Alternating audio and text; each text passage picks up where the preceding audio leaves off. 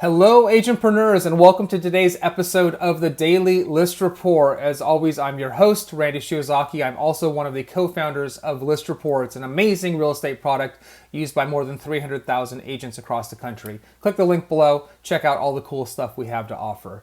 We've got another great show for you today. We've got Gene Volpe. We're going to talk about his name in a second because it's kind of funny. Gene Volpe's coming on. He's the lead digital architect and founder of GVI Media. He is a marketing expert, comes from the Fortune 500 world, 10 plus years of experience in marketing, does a lot of work in the real estate space. And so we're going to talk about brand, we're going to talk about marketing, whole bunch of really cool stuff with Gene. Of course, while you're here, please don't forget to subscribe to this channel. Click that little bell so you're notified and you don't miss any of these great guests that we have coming on this show. Now, also, I'm going to link below, but definitely want you to check out Gene's website, his YouTube, his Instagram. There's a whole bunch of stuff there where you can learn all about Gene. Make sure you consider subscribing to his channels, following him in all of those great places so that you can get all of these great tips and tricks and wonderful information. So without further ado, let's bring Gene on. Gene, welcome to the show.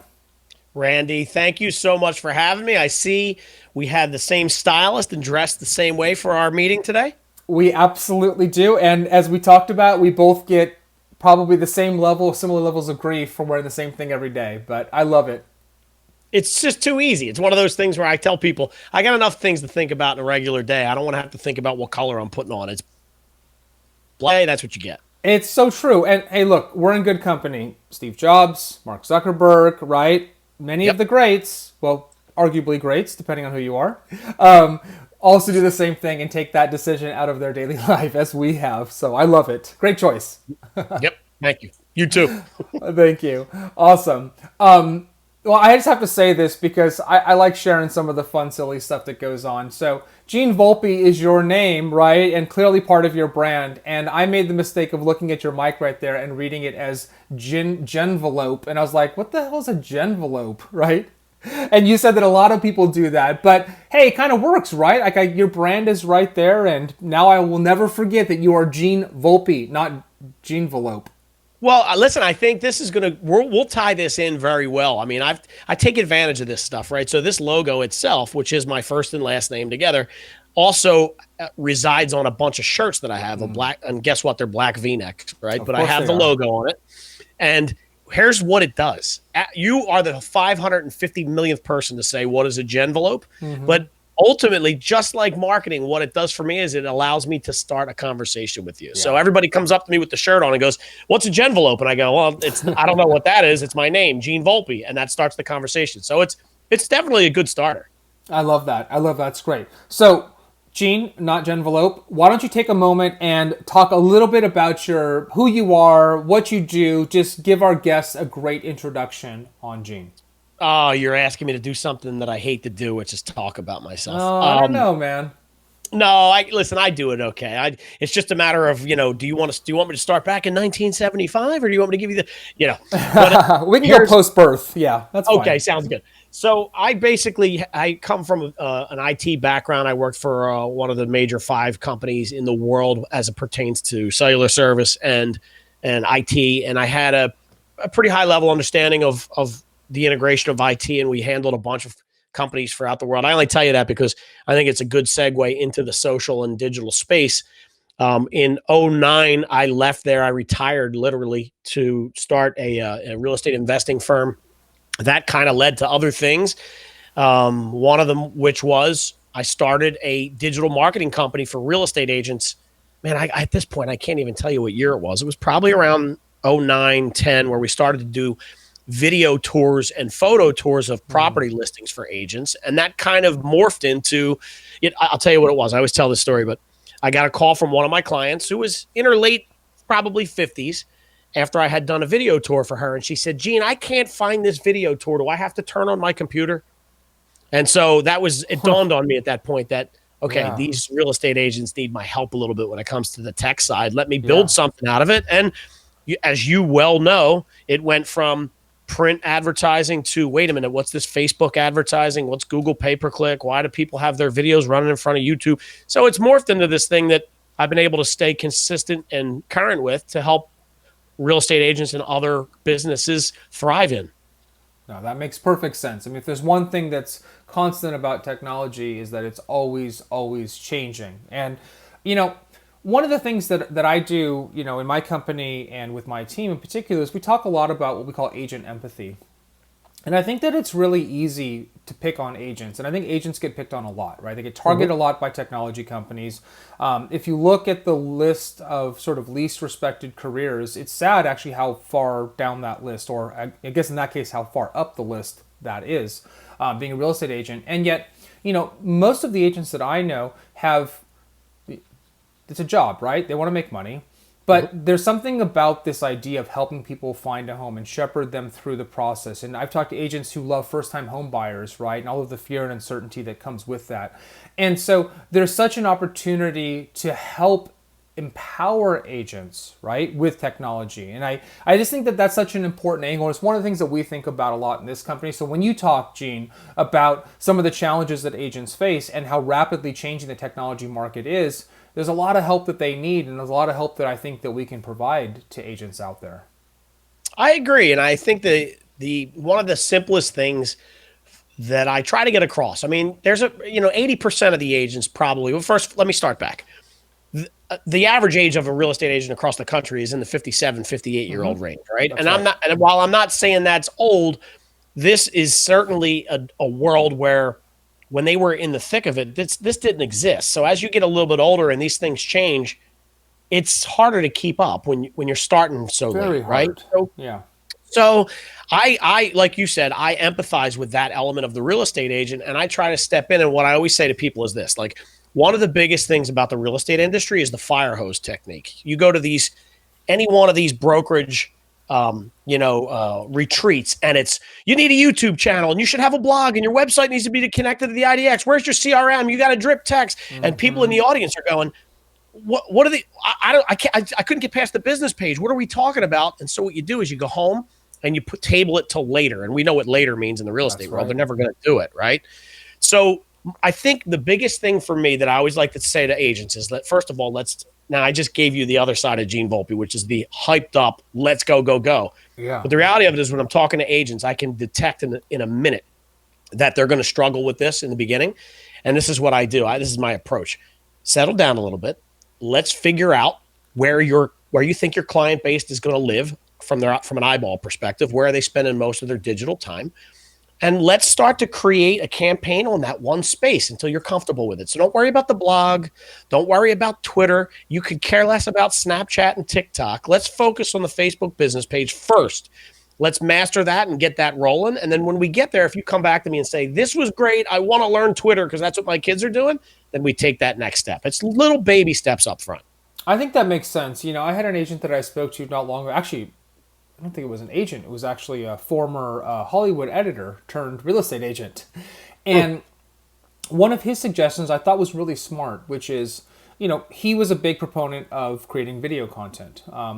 That's not for everybody, but I think it's a great format. So one reason I'm doing this and you're here too, right?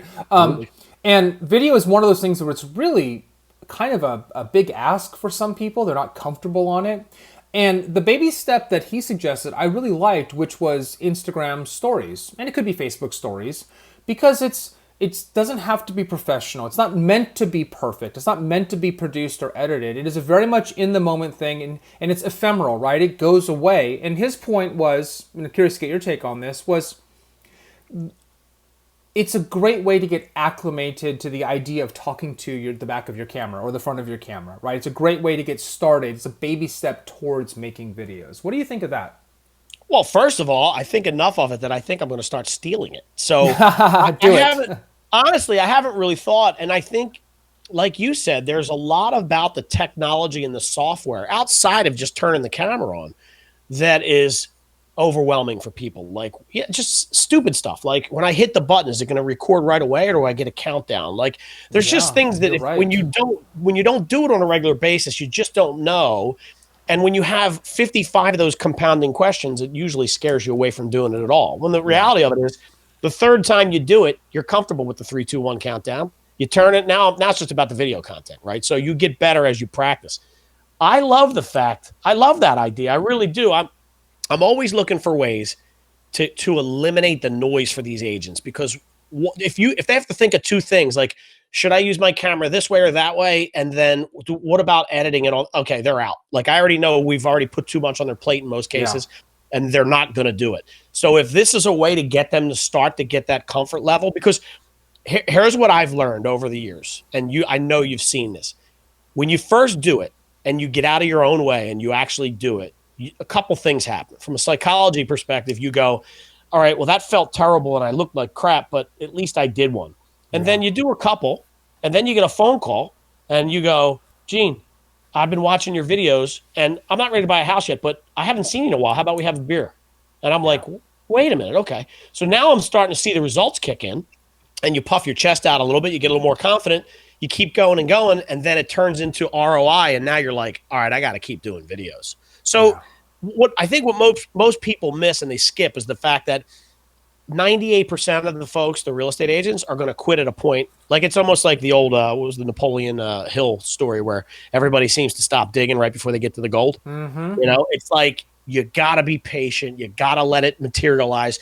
And also, you can't have these crazy goals that you're going to do 2 videos and it's going to translate into $44,000 in commission. Mm-hmm. Whereas the reality of it is that when you do a couple videos, if your expectations are that it's going to open up a couple more conversations for you, and then it's your job to navigate down that rabbit hole and find out how you can help each other once the conversations start.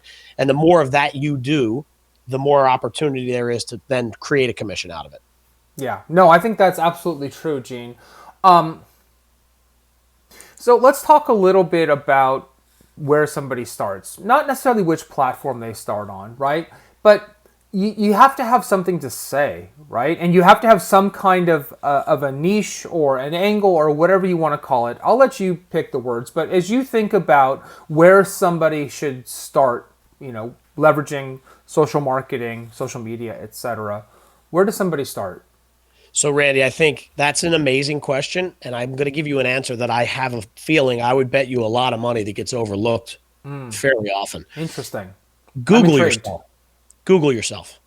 And Google yourself a couple different ways, with just your name, with maybe your city, with real estate agent at the end of it, just a couple things, right? And watch what comes up. And because here's what happens. Look at it through the eye of someone who has been referred to you, or that maybe thinks they might want to do business with you. If you create any kind of brand confusion once they Google your name, because they will, you're gonna lose that transaction. So the first thing I always tell agents is this: make sure that you're showing up in the right spots. And then, the third, when you Google my name, if the third thing on the first page of Google is Gene Volpe has an arrest record, you've seen these things, right? Mm-hmm.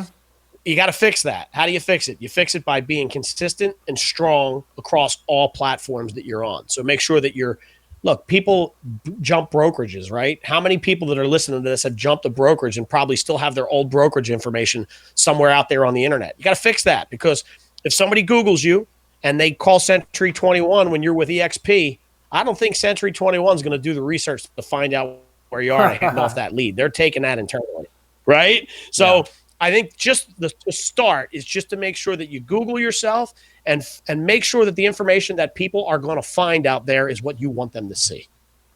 So I like that. I think it does get overlooked a lot. I like that because it's an easy thing to do. And I think for everybody watching, as you said, 100%, you have to assume that anybody who saw your sign and is intrigued, or met you at a cocktail party, or was referred to you by a friend, that is the absolute first thing that they're going to do. And if you look, we all know the data. We know that the majority of buyers right now are millennials, and these are people that clearly grew up with the internet, right? I am not a millennial. I'm outside of that range, on the older side, not the younger side, in case anybody was confused. And so, but they're going to do that. And so this is the largest group of buyers. They're going to Google you. You have to know what that says. You know what I would do, Gene, is I probably would actually also Google myself on someone else's computer, because Google does a lot of tailoring of the results and everybody sees slightly different stuff. It might be good to do that. What do you think? Did I lose you, Gene? Yeah, but I caught the end of that. And I think I sort of, in my head, as I was going through it, was thinking about that avenue of it, which is maybe people know how to pull up an incognito or a private browser, and you can do that as well. So when I'm in training and I show people, or if I'm doing a speaking engagement, I will show them actually how to navigate in Chrome and Safari and do incognito.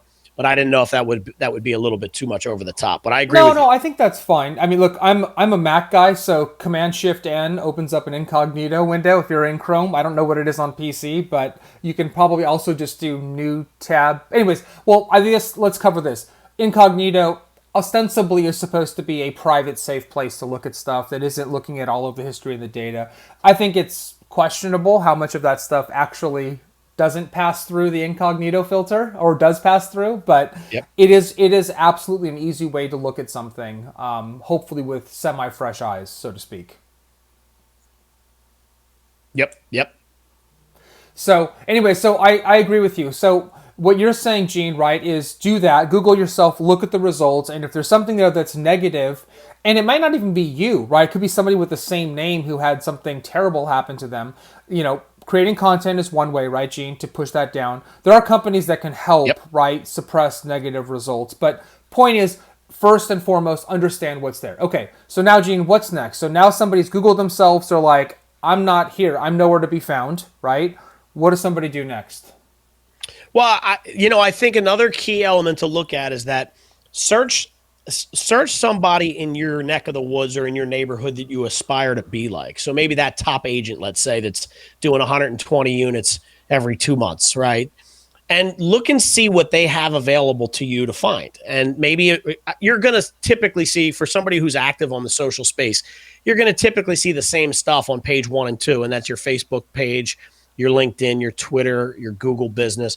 So what Google looks at is the reputability of, did I even just use a word that was not a word? It's all good. I accept all words here. Well, I appreciate it. You said ostensibly earlier, which I thought was incredible.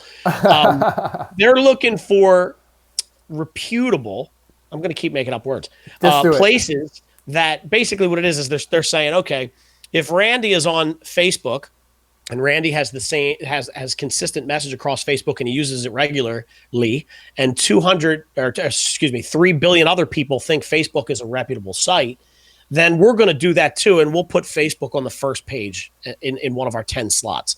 So my kind of going back, that was confusing, but going back, my point would be to search on somebody you aspire to be like, or that you'd like to have their income, and watch the sites. And if it says Facebook business page and their personal Facebook page, and then Twitter and LinkedIn, but in my mind, those are going to be the 4 spots you start. I mean, Success leaves clues, right?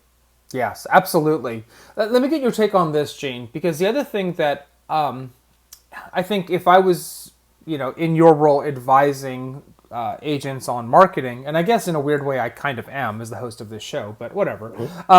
One of the things that I think about is this, that I think a lot of people look at social and they look at, to your example, right? They look at a top producer in the area and they're like, oh, they've got 50,000 followers on Instagram and they've got blah, blah, blah, this and that. And I'm nowhere near that and I'm not going to get there.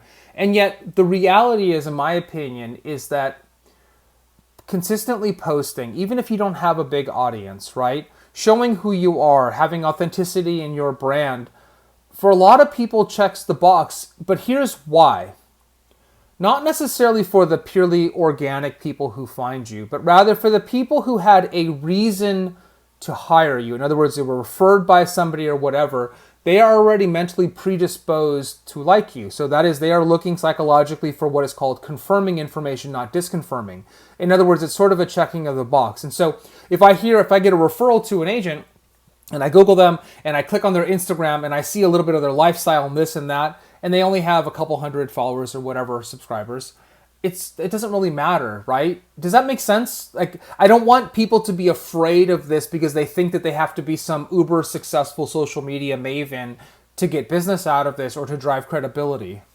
No, you absolutely do not need to be that. I agree with you 1,000,000%. The way that these algorithms work have changed over time, and I'm going to offer 2 things to you. One is, Gary Vee says it. If you're a fan of Gary Vee says, don't get discouraged by the 1 view on your YouTube channel. If that 1 view turns into a $44,000 commission, that was a good view. So that's the one piece of it. The flip side of that too is another part that I think people always look around is this. Go back to your example with the millennials who are searching you. If I got Randy's name from my brother, because Randy did a great job for my brother, I'm, like you said, I'm more likely to use him or think of him first because of that third-party identification. When I Google Randy, if I don't see him on any social platforms, or if it looks like he hasn't posted in 6 months, I may think that Randy is out of the business. And unfortunately, I'm never going to call Randy and say, my brother recommended me to you, but I couldn't find anything online about you. And so therefore I'm not using you. Right. So I always say, how many people are you losing by not having 44 followers up there? You need a presence. You need a platform. You said authenticity, and I'll add vulnerability. People want to see you as a real person. And once they do, that verifies what their brother said. And now they're more likely to call you. Yeah, I agree. And I feel like I've talked about this point I'm about to make ad nauseum, but the reality is I can't tell you how many people I've spoken to who said that because they were consistent with their social media posting, because they were authentic, because they were vulnerable, right, as you say, that people who call them for, let's say, a listing appointment have already decided to hire them. They already on some level feel like they know them, right? And there's something about that is powerful and also super weird, right? But it's mostly powerful, right? Which is that somebody can get a chance to get to know you before they meet you and already make a decision. And let's talk a little bit, Gene, about that authenticity, which is, I believe, fundamentally an acceptance that when you put yourself out there, not everyone's going to like you, and that's okay, because the people who do like you are going to really like you, and the people who don't like you, maybe you don't really care about them anyways. You know what I mean? Right. Yep. So go ahead, please. If I could jump on that. One of the things that I like about, and you probably haven't gotten enough of me in the time we're on here to understand that I can be a polarizing figure. I say things, my wife is always yelling at me because I have no filter. Like, you can't say that in front of people. And I'm like, well, I just did, so I'll handle the repercussions. I love it. But I think one of the things is that, people from an authenticity perspective and a vulnerability perspective, they want distraction from their day. So today it's Trump, Biden, Trump, left, right. Everybody's arguing, boom. And then here's this goofball that's wearing ski goggles talking about the wine he's drinking and the chicken parmesan he's cooking with his wife. Like, people go, wait, what's going on here? Right. And they'll stop and watch and interact and engage because of that moment. And maybe I have my logo there and they recognize and they go, I don't know who this Genvelope guy is, but man, I love watching his cooking shows. Here's what will end up happening. There's two things. One, the people that hate you, you've done me a favor. There's no vetting process anymore. You're not going to call me, and probably if you did, we weren't going to work together anyway. So thanks for seeing your way out. I'm okay with it. The flip side of that is, like you said, the other people are going to be way in tune with me because they like, if you're watching this video, you're seeing I use my hands. I'm Italian. If some people don't like that, so we're not going to do business. The people that understand that and that are Italian and get it are more likely to watch me for a longer period, because here's the reality. They might not need my service today. I got to keep them interested until they do need my service. And so we do that with vulnerability and authenticity, so that the day they realize they need my service, they're like, I'm going to call the Genvelope. Yeah, I love that. Oh, and hey, by the way, must be Italian Day for me, because I just wrapped up an interview with Gino Barbaro. So another tried and true Italian from New York. Well, you ain't kidding. No, absolutely. Okay, so there's a couple things I want to talk about, right, as we sort of, wrap up the show. The biggest one is this, right? This is an interesting year, as you've called out, right? This is clearly an interesting year. What opportunities has this year created? What changes, when you think about marketing efforts in the current climate, how has that shifted as a result of 2020? Ooh, that's a really loaded and can be a terrifying question. Yeah. I think that, so there's a couple things, right? And I don't even know how I'm going to take this. This might get convoluted, but the one thing is, I feel like it's created a lot of opportunity, and I hope this doesn't come off the wrong way. No, please, just speak freely. Yeah, I will, and I just want people to understand that the empathy is here. Like, we were talking about empathy. I know that there are people struggling and suffering, and I know people are losing their jobs, and I know that people are worried about what they're going to do for Christmas and their holidays or whatever you're doing, and I get it, and I know people are getting sick, right? Like, I'm aware of all this stuff. I would say to you that regardless of what your situation is, you have to get up every day and continue to press forward. Like, even if you found out you lost your job yesterday, you got to figure something out moving forward. If you're going to sit in the corner and sulk and suck your thumb, you're going to delay that process, and you're going to hurt the people around you that rely on you, right? Yeah. So I say, get out in front of it and start becoming a voice of reason or a voice of good in your community. And here's why I say it. When this whole coronavirus thing started, I got a phone call from a friend who actually was a real estate agent and an investor. And she said, I think you got a really good positive energy, and I think people on the internet need to see it. So I want to challenge you to do a 30-day challenge to lead. And if you're listening to this and you go on Facebook and search for hashtag challenge to lead, you might see some of my videos. And I got to tell you, Randy, it was stupid stuff. 2 minutes here of me drinking a specific beer and telling you about it, to 8 minutes of me talking about a marketing tip that came to me that day. We did a 20-person online quizzo that I streamed live.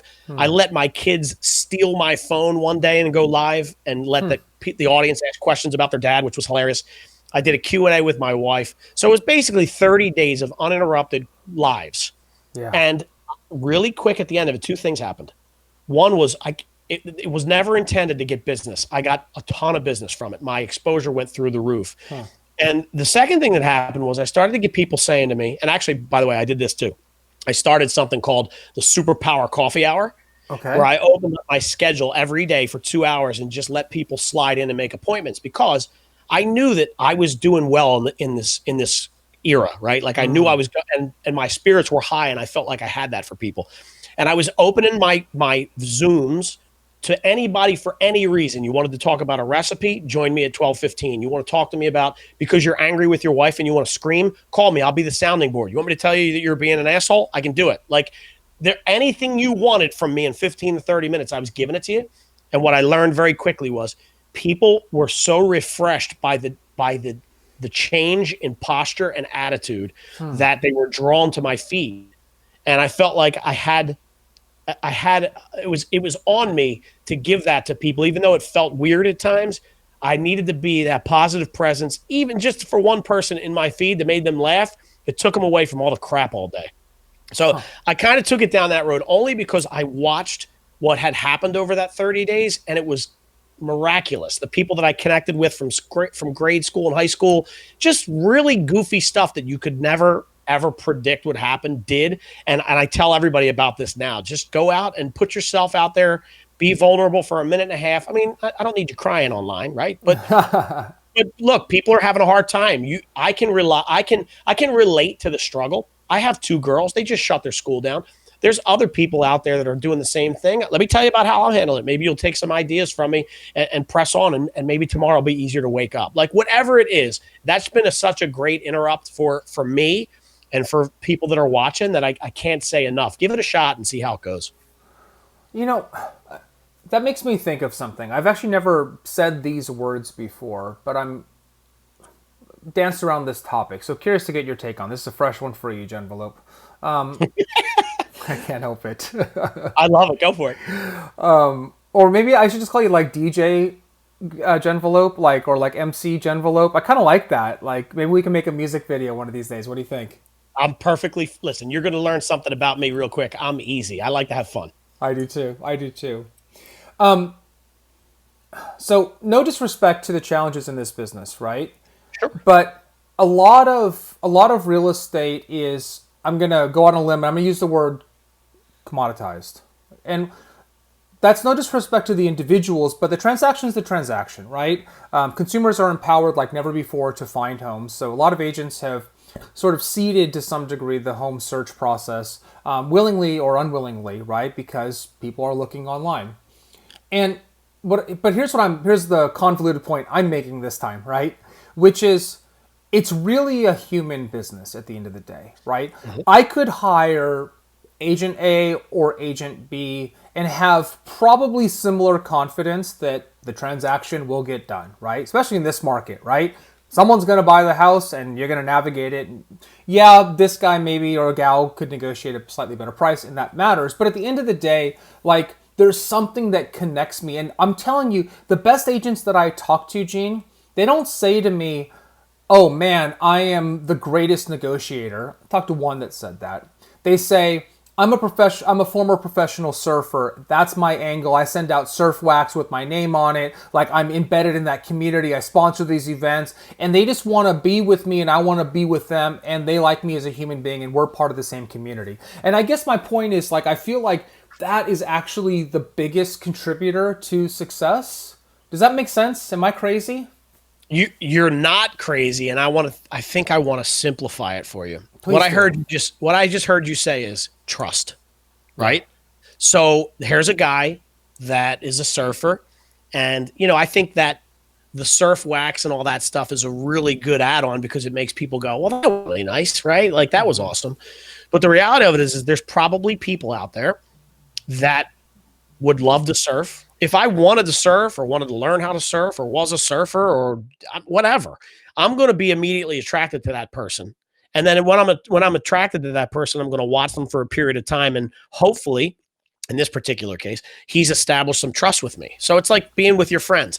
This is probably the biggest transaction you'll make ever in your entire life. I don't want somebody that I don't trust doing it for me. I want somebody that I feel comfortable with, that sends me surf wax. I mean, we could say it's called sex wax, right? Yeah. That sends me sex wax, and that will be there when I say, listen, we close in my home in Malibu, and I want you to show me how you do that thing in the ocean. And he goes, yeah, man, let's do it, right? Like, to me, it's a comfortability factor. It's a trust factor, I think, is the biggest thing you want to get across. Yeah, I think that's absolutely right. It's a good way to simplify it.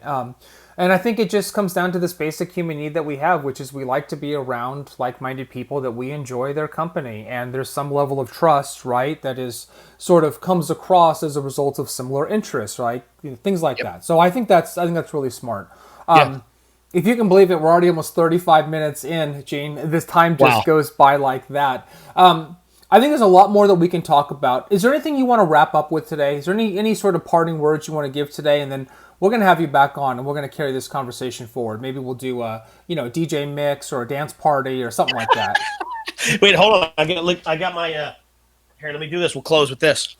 This is one of the things I got. Right, like, here we go. This will be my DJ mix outfit. So here's what I say. Listen, this is what I want to say to close. I love it. I don't have a pitch. I don't have anything to sell. I think here's what I think. I think we're doing this. Can I date this podcast? This interview? Do it. Absolutely. So we're looking at November 17th. We're about a week ahead of Thanksgiving, and there's moves across the country with the president elect and whether it's going to happen. Whatever political side you're on. I feel like the next 2 months are going to be tough for a lot of people in this country. And right now, I don't want to make this sound like I'm some kind of angel. Believe me, I'm not doing anything special. But there's simple ways, I think, that you can go about your day and make people smile, make people feel loved, and maybe even help them. I mean, there's a couple. Get creative. Start looking at what other people are doing online. You can do it and make it all about fanfare for you if you want. That's not how I roll. I typically will leave the extra tip and split before the waitress knows it was us. I mean, there's a million things you can do, right? But yeah. I think my message here is to be good to people moving forward. Try to keep your mental health solid and straight in these next little while. Press forward. Here's what I will offer you. If you saw this and you got something out of it and you need somebody to bounce something off of, I don't care what it is. You want to talk football? Fine. Give me a shout. And I'd be happy to sit down and have a cup of coffee with you or a beer or a glass of wine, whatever it ends up being. But be kind to people. Be kind to your people in your house first, and then other people outside, and reach out a little more often than you do. I think, like I said, I think you never know who you're going to touch and who you're going to help by just making a simple effort. And I think the next 2 months is going to be, it's one of the most important times we do something like that. I think it's a great message, Gene. And that, that side of you comes out, I think, loud and clear, which is a side that is giving and open and willing to engage and to make a difference, right? When we first went on lockdown, back in March, we went pretty early, work from home. I was talking to agents about reaching out, like tremendous amount of fear. There still is, right? That fear has shifted a little bit maybe, but it's what a great time without agenda, right? Without self-interest to just reach out and see how somebody's doing, or as you did. And I love that idea of just going live and just being like, here I am, let's talk about this, let's talk about that. Just being there and being available and giving, frankly, the most valuable thing that you have, that anybody has, which is time, right? That's the one thing people don't always remember, but that is the one thing that we have that is in limited supply, and it's the most valuable thing that we can offer is our time. Agreed. All right, awesome. Gene, aka Genvelope, aka DJ Genvelope, aka MC Genvelope. Love it. Thanks for joining today. It was a great chat. It was great to meet you. I appreciate you taking the time. Randy, thank you so much. I hope you have a killer end of the year, and I can't wait to talk again. Likewise, we'll have you on real soon. All right, well, there you have it. It was a fun chat. I love that. Clearly, this guy likes to have fun. I do as well. It's nice to lighten the mood a little bit here. Lots of great advice there, I think, as it relates to marketing and where you can begin and focus. Start with Googling yourself, understand what's out there, look at some of the people that you aspire to be and what they're doing. You don't have to have a massive following to be successful. I've talked about that a lot on this show. Great starting point. Check out all of Gene's stuff. He's got a great podcast. He's got a great social presence. Click on all those links below. Follow him. Listen to him. Reach out to him, as he said. Just reach out. He's an open guy, and I love that attitude and that perspective. So that's it for today. Please consider subscribing to the channel. If you're still here listening, then you liked today's show, so click that little bell and be notified of future episodes. And until tomorrow, be safe, be healthy, be happy, and we'll see you soon.